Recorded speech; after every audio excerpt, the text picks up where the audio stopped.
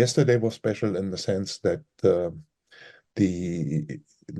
aurora or the polar lights can be seen quite regularly in the northern hemispheres near the polar regions, but it's not very usually that these polar lights are seen at lower latitudes, like Germany, northern to mid-Germany.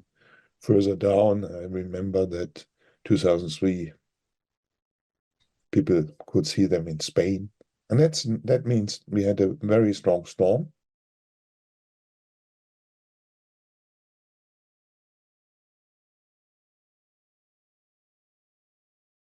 So this solar storm hits the Earth, basically the Earth's outer magnetic field, and creates some consequences and interaction in terms of electric currents and magnetic field changes that accelerate the particles stored in the Earth's magnetic field, and they travel towards the poles and excite with interaction impacts on the oxygen and nitrogen atoms in the Earth's atmosphere in a height of 100 to 1,000 kilometers, these red and green lights and sometimes yellow lights we see, known as aurora.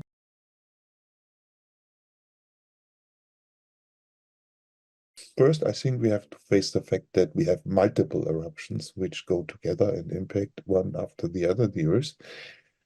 But they had not these extremely high speeds which we witness in very extreme events. So to give you an idea, we were talking about speeds of 2,000 kilometers per second, which is of course very fast, but in extreme cases we reach 4,000 or something.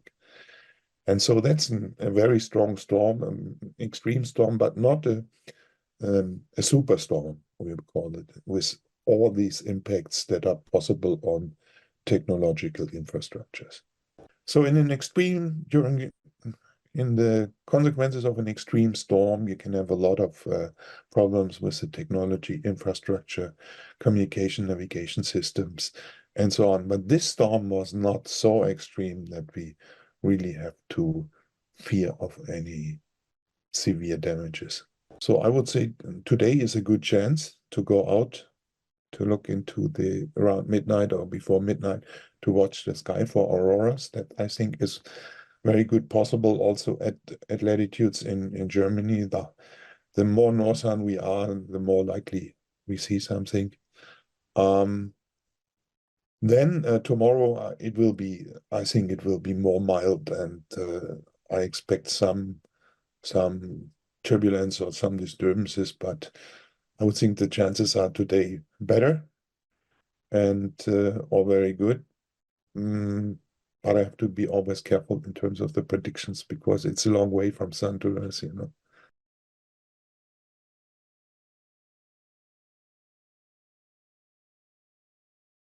So this is actual image of the outer atmosphere of the sun in specific lights colored red. In this case, we cannot see from ground. And we have to fly satellites to see the outer atmosphere where these storms are generated. And behind me, you can see this is from the NASA SDO satellite, an image which has been taken about half an hour before we did this interview. And you can see this bright, shining region, which we call, as a physicist, that this region radiates. This is a signature that the conditions are very strong, magnetic fields and radiation at the sun. And this region, which is actually to the one side now, and the sun rotates, and during the next days it will leave us our direction towards Earth.